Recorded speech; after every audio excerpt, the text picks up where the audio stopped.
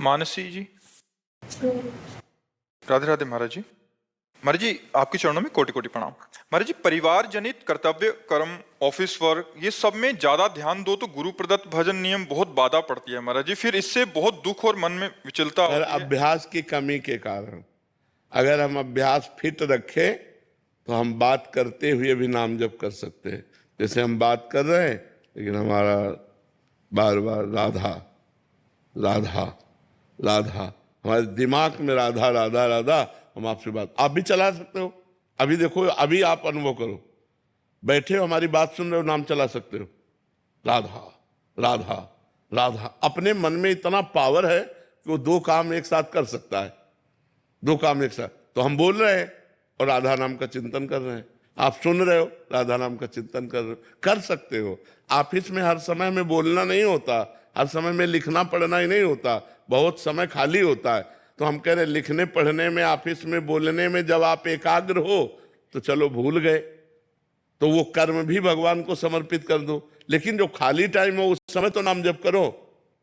अगर आप एक सेकंड खाली टाइम मिले तो राधा, आप प्रयास करो, आप अभ्यास करो। अभ्यास योग युक्तेन चेतसा नान्यगामिना, ऐसा अभ्यास करो कि चित्त कहीं और जाए ना, बार बार नाम को पकड़े।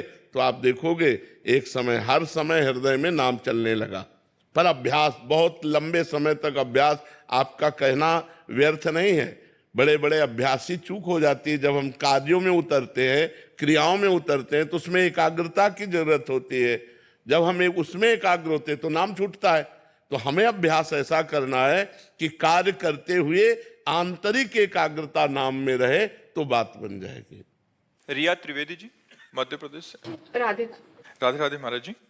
महाराज जी, मैं इस तथ्य से भली भांति परिचित हूं कि भगवान ही हमारे सच्चे और एकमात्र अपने हैं और हमें उनसे दिल से प्रेम करना चाहिए। परंतु भक्ति साधना करते समय अक्सर ये विचार परेशान करता है कि क्या हम वास्तव में भगवान से प्रेम करते हैं या सिर्फ दिखावा कर रहे हैं। अगर हम दिखावा भी कर रहे हैं तो झूठा खेले साचा होए। इस मार्ग का खिलाड़ी अगर झूठा खेले, झूठ से भी भक्ति करने लगे तो साचा भक्त बन जाएगा। जो कोई भक्ति करे कपट से उसको भी अपनाऊं, साम दाम और दंड भेद से सीधे रास्ते लाऊं, नकली से बनाऊं असली, भगत मेरे मुकुटमणि, मैं हूं भक्तन को दास, भगत मेरे मुकुटमणि। यदि हम झूठे झूठे राम राम कहेंगे तो राम तो सत्य है ना, वो अपना काम करेगा, हमारे हृदय में सत्य प्रकाशित कर देगा। हमको संशय नहीं करना चाहिए। भगवान की भक्ति अगर हम झूठे से भी करेंगे तो भी हमें लाभ मिलेगा। भाव कुभाव अनख आलसहु, नाम जपत मंगल दिसि दसहु। हमें चिंता नहीं करनी, हमें भक्ति करनी है। हमारी वास्तविकता में स्थिति क्या है? संतों का संग करो। संतों की वाणी रूपी थर्मामीटर से हम देखें कि भक्ति कितना बढ़ रही है और दोष कितना कम हो रहे हैं। दोष रूपी बुखार कितना कम हो गया और भक्ति रूपी स्वस्थता कितनी आ गई। ये शास्त्र और संतों की वाणी श्रवण करने से होता है।